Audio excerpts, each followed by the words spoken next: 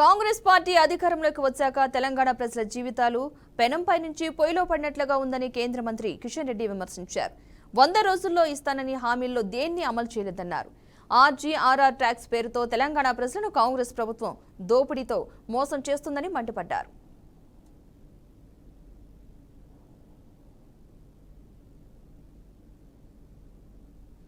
తెలంగాణ ప్రజలను మోసం చేస్తున్నటువంటి పరిస్థితి, దోపిడీ చేస్తున్నటువంటి పరిస్థితి.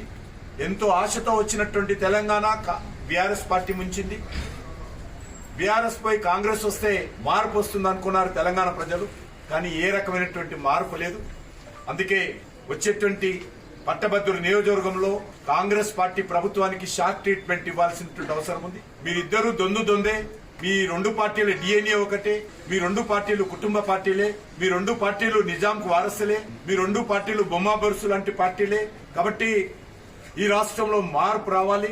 ఆ మార్పు ఈ నెల 27న జరగనున్నటువంటి పట్టభద్రుల నియోజకవర్గంలో ఏదైతే ఉమ్మడి నల్గొండ, ఉమ్మడి వరంగల్, ఉమ్మడి ఖమ్మం జిల్లాలకు సంబంధించినటువంటి ఎన్నికలు జరగనున్నాయో ఆ ఎన్నికల్లో కూడా ప్రజలు ఈ రెండు పార్టీలకు షార్ట్ ట్రీట్మెంట్ ఇవ్వాల్సిందిగా మనవి చేస్తా ఉన్నాను.